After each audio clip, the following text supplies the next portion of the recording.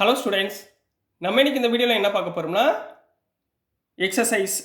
Chapter 8ல் miscellaneous exercise பார்க்க போகிறோம். Question number 3 பார்க்க போகிறோம். ஸோ கொஸ்டின் நம்பர் 3, 4, 5 அதாவது 2ல இருந்தே ஃபுல்லாக இம்பார்ட்டன்ட் கொஸ்டின் மிஸ்செலேனியஸ் எல்லாமே நல்லபடியாக படிச்சுக்கோங்க. கொடுத்துருக்கிறதுல நீங்கள் முதல்ல கர்வ் கரெக்டாக ட்ரா பண்ண தெரிஞ்சால் இந்த சம்மு உங்களால் போட முடியும். சரிங்களா? இப்போ பாருங்கள், கொஸ்டின் நம்பர் 3ல் find the area bounded by the curve y equal to sin x between x is equal to 0 and x is equal to 2πன்னு கொடுத்துருக்காங்க. ரைட்டுங்களா? இப்போ நம்மளுக்கு என்ன தெரியும்? எடுத்த உடனே உங்களுக்கு சொல்லி கொடுத்துருக்கேன். ஏற்கனவே பழைய சம்லாம் கொடுத்துருக்க பாயிண்ட் எதோட பாயிண்ட்டு? எக்ஸோட பாயிண்ட். அப்போ ஏரியா எப்படி இருக்கும்? த ஏரியா ஆஃப் ரீஜின் என்னவாமா இருக்கும்? Area of region equal to integral over 0 to 2π. இது வந்து எக்ஸோட பாயிண்ட்னால dx, உள்ள என்ன வரும்? y வரும். அவ்வளோதாம்மா, y dx ஃபார்முலா. சரி, இதை எழுதிட்டீங்க. இப்போ அதுக்கு அடுத்து தான் பிரச்சனை. sin x உடைய கர்வ் எப்படி இருக்கும்? sin x உடைய கர்வு இது 0,0. சரிங்களா? இங்கே என்ன 0 to 2π, இது 2πன்னு வச்சுக்கோங்க. ரைட்டுங்களா? இந்த கர்வ் எப்படி வரும்? இப்படி sin x உடைய கர்வ் சொல்கிறேம்மா. இப்படி வந்து இதுதான் sin x உடைய கர்வ். சரிங்களா? sin x உடைய கர்வில் இங்கே 0 இருக்கும், இங்கே π/2 இருக்கும், இங்கே π இருக்கும், இந்த இடத்துல அதாவது இந்த பாயிண்ட்டுக்கு நேராக 3π/2 இருக்கும், அப்புறம் 2π. ரைட்டுங்களா? புரிஞ்சுங்களாமா? இப்போ நான் இந்த ஏரியா இருக்குது பார்த்தீங்களா, இந்த ஏரியா தான் நம்ம ஃபைண்ட் பண்ண போகிறோம். எது? sin x உடைய கிராஃப். sin x கிராஃப் வந்து இதுதான். இதை நீங்கள் கரெக்டாக ஞாபகத்தில் வச்சுக்கணும். இதில் நல்லா பார்த்தீங்கன்னா 0 to π வரைக்கும் பாசிட்டிவாக இருக்குது, π to 2π வரைக்கும் நெகட்டிவாக இருக்குது. ரைட்டுங்களா? நல்லா இங்கே பாருங்கள், 0 to π வரைக்கும் பாசிட்டிவ் மேலே இருக்குது பாருங்கள், பையிலிருந்து 2π வரைக்கும் நெகட்டிவ் டேர்மில் வருது. சரிங்களா? எனக்கு நெகட்டிவ் டேர்மில் வரக்கூடாது. நெகட்டிவில் வந்துச்சுன்னா நம்ம என்ன எடுத்துக்கணும்? மாடுலஸில் போட்டு எடுத்துக்கணும். சரிங்களா? ஸோ ஃபஸ்ட்டு நம்ம என்ன பண்ண போகிறோம்? இந்த ஏரியாவை பிரிக்க போகிறோம். எப்படி பிரிப்பீங்க? அப்போ area equal to integral over first point 0 to π. ரைட்டுங்களா? 0 to π y dx plus integral over second term π to 2π, π to 2π y dx. இதில் y என்ன கொடுத்துருக்காங்க? sin xன்னு கொடுத்துருக்காங்களா? ஸோ இந்த டேர்ம் போல் என்ன போடுவீங்க? yக்கு பதிலாக இன்டகரல் ஓவர் 0 to π. 0 to π என்னம்மா? பாசிட்டிவ்.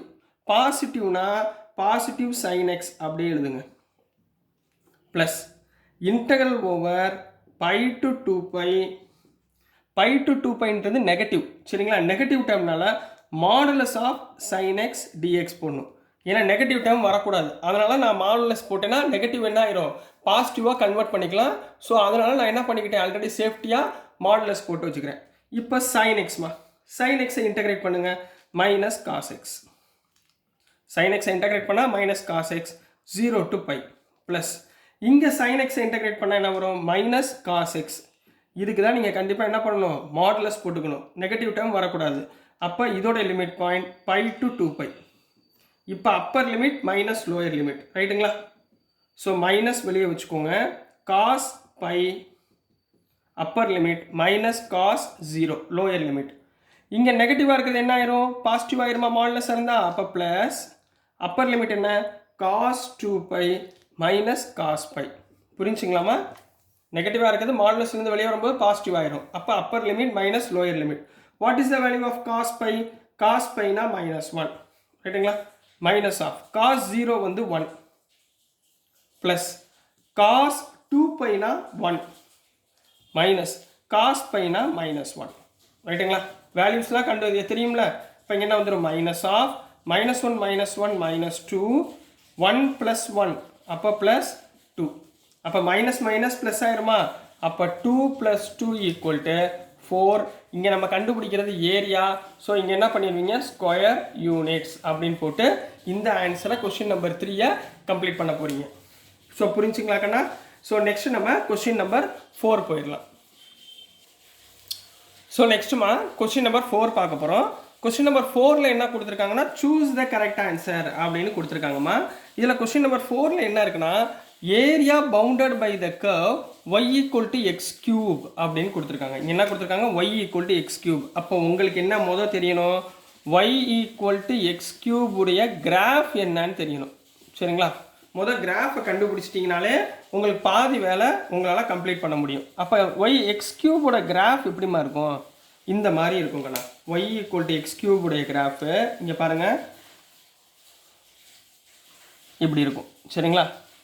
இதுதான் ஒய் ஈக்குவல் டு எக்ஸ் கியூபுடைய கிராஃப். சரிங்களா? இப்போ இங்கே and the ordinates x is equal to -2லேருந்து x is equal to 1. X is equal to -2னா இங்கே இருக்குமா? இது -2, ஏன்னா இது எக்ஸ் ஆக்சிஸ், இது y axis.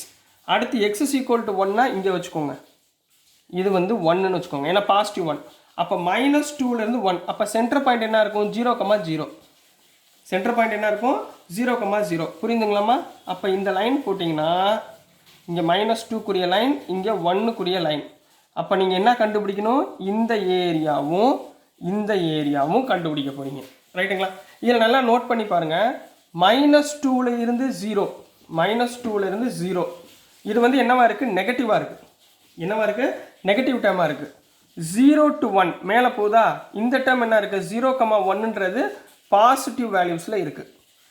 -2 to 0 negative values, 0 to 1 positive values. அப்போ எதுக்கு மாடுலஸ் போடணும்? நெகட்டிவ் வேல்யூ வரக்கூடிய ஈக்குவேஷனுக்கு நீங்கள் என்ன பண்ண போகிறீங்க? மாடுலஸ் போட்டு ஆன்சரை ஃபைன், நெகட்டிவ் டேர்ம் இல்லாமல் ஆன்சரை ஃபைன் பண்ண போகிறீங்க. ரைட்டுங்களா? இப்போ ஆன்சருக்குள்ளே போயிடலாங்களா? ஸோ ஃபஸ்ட் எடுத்தோடனே சொல்யூஷனில் என்ன பண்ணுவீங்க? எக்ஸ் ஆக்சிஸ் கொடுத்துருக்காங்க. அப்போ ஏரியா என்ன இருக்கும்?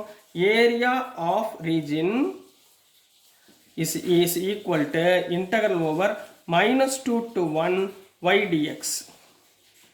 ரைட்டுங்களா? -2 to 1 y dx. அப்போ இங்கே பாயிண்ட் எப்படி பிரிச்சிருக்கோம்? -2 to 0, 0 to 1. அப்போ இந்த இன்டகிரேஷனை பிரிங்க. இன்டகிரேஷன் ஆஃப் -2 to 0, yக்கு பதில் என்ன போடுறீங்க? X cube into dx plus ரெண்டாவது term 0 to 1 x cube into dx. இப்போ இந்த ரெண்டு ஒய்க்கு பதிலாக எக்ஸ் கியூப்மா அவங்க கொடுத்துருக்காங்க. அப்போ இந்த ரெண்டு டேர்மில் எதுக்கு மாடுலஸ் போடுவீங்க? -2 to 0க்கு நெகட்டிவாக இருக்குது. ஸோ இந்த டேர்முக்கு நீங்கள் என்ன பண்ணுங்கள்? மாடுலஸ் அப்ளை பண்ணிக்கோங்க. ரைட்டுங்களா? இப்போ எக்ஸ் கியூப்மா, எக்ஸ் கியூபை இன்டகிரேட் பண்ணால் என்ன? x⁴/4. ரைட்டுங்களா? மாடுலஸ் போட்டே வாங்க. லிமிட் பாயிண்ட் -2 to 0 ப்ளஸ் இதை இன்டகிரேட் பண்ணிங்கன்னா x⁴/4 லிமிட் பாயிண்ட் 0 to 1. ரைட்டுங்களா? முதல் 0 மாடுலஸ்குள்ளே அப்ளை பண்ணுங்கள். மாடுலஸ் ஆஃப் 0 அப்ளை பண்ணுங்கள். 0 -2 அப்ளை பண்ணுங்கள். -2⁴ மைனஸ் பாசிட்டிவ் ஆயிரும். 2⁴ 2 2s are 4, 4 2s are 8, 8 2s are 16, 2 2s are 4, 4 2s are 8, 8 2s are 16. அப்போ 16/4. ரைட்டுங்களா? மாடுலஸ் போட்டுக்கோங்க. ப்ளஸ் அதே மாதிரி இங்கே அப்பர் லிமிட் என்ன இருக்குது? 1. அப்போ 1⁴ 1/4 -0 0. ரைட்டுங்களா? இப்போ இங்கே நெகட்டிவ் இருக்கா? 4 16 கேன்சல் பண்ணால் 4. இங்கே என்ன இருக்குது? -4 வருதா? -4 நெகட்டிவ்லேருந்து வெளியே வந்துச்சுன்னா என்ன ஆயிரும்? +4 ஆயிரும். ரைட்டுங்களா? இதுக்காண்டி தான் மாடுலஸ் போட்டு எழுதுங்கன்னு சொன்னேன். இங்கே என்ன இருக்குது? +1/4. எல்சிஎம் எடுக்க தெரியுமா? 4 4s are 16 + 1/4, 16 + 1 17/4. நம்ம கண்டுபிடிக்கிறது ஏரியா. அப்போ என்ன பண்ணுவீங்க? Square units. இப்போ இந்த இடத்துல 17/4 எந்த ஆப்ஷனில் இருக்குது பாருங்கள்? டீன்ற ஆப்ஷனில் 7/4 இருக்கா? So D is correct answer அப்படின்னு கனெக்ட் பண்ண போகிறீங்க. டி இஸ் கரெக்ட் ஆன்சர்னு முடிக்க போகிறீங்க. So this is the answer for question number 4 கண்ணா. நெக்ஸ்ட் நம்ம கொஸ்டின் நம்பர் 5 பார்க்கலாம். ஸோ நெக்ஸ்ட்டுமா கொஸ்டின் நம்பர் 5 பார்க்க போகிறோம். ஸோ கொஸ்டின் நம்பர் 5லையும் கிராஃப் ஞாபகத்தில் வச்சுக்கோங்க. The area bounded by the curve y equal to x mod x, x axis and the ordinates x equal to -1, x equal to +1. இப்போ y equal to x mod x உடைய கிராஃபை நம்ம பார்க்க போகிறோம். இங்கே x mod xனா என்னமா அர்த்தம்? mod xனா ஒன்று +x இருக்குது, இன்னொன்று -x, நெகட்டிவ் டேர்ம் ரெண்டுமே இருக்குதுன்னு அர்த்தம். அப்போ x into x என்ன வரும்? நம்ம எந்த கிராஃபை யூஸ் பண்ணுவோம்? y equal to x² graph தான் நம்ம யூஸ் பண்ண போகிறோம். y equal to x² கிராஃபை யூஸ் பண்ண போகிறோம். சரி, இப்போ y equal to x² graph எப்படி இருக்கும்? y equal to x² graph இங்கே நல்லா கவனிங்க, இப்படி இருக்கும்.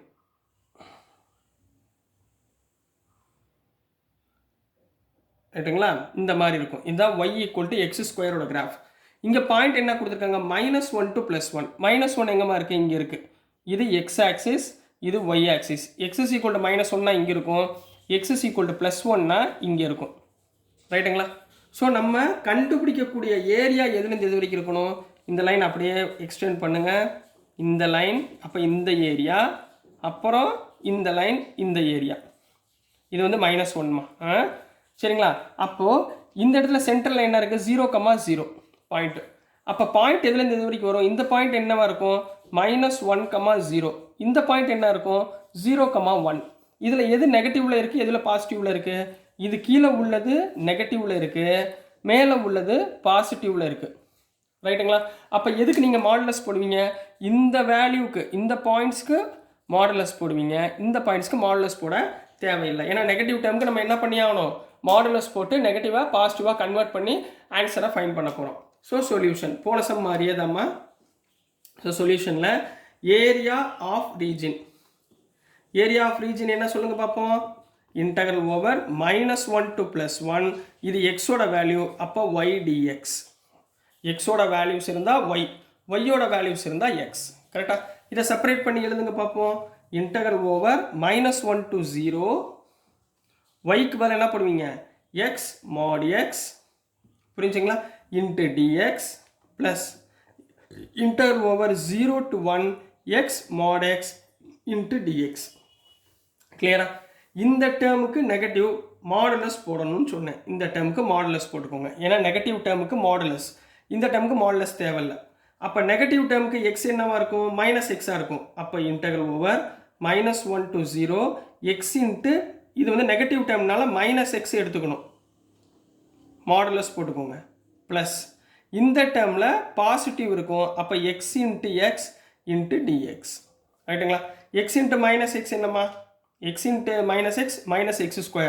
அப்போது integral over -1 to 0 -x² into dx, modulus போட்டுக்கோங்க, ப்ளஸ் இங்கே integral over 0 to 1 x² into dx, இதை அப்படியே வச்சுக்கோங்க. இது வரைக்கும் ஓகேங்களா, புரிஞ்சுங்களா? இப்போ நெகட்டிவ் டேர்ம் இருக்குது, அப்போ modulus of negative term x² integrate பண்ணால் x³/3 லிமிட் பாயிண்ட் -1 to 0. ரைட்டுங்களா? ப்ளஸ் இங்கே x² இன்டகிரேட் பண்ணால் x³/3 limit point 0 to 1.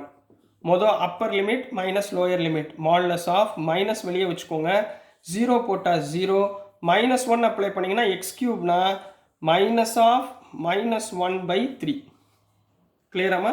-1/3 modulus போட்டுக்கோங்க, ப்ளஸ் இங்கே அப்பர் லிமிட் 1 அப்ளை பண்ணால் 1/3, லோயர் லிமிட் 0 அப்ளை பண்ணால் 0.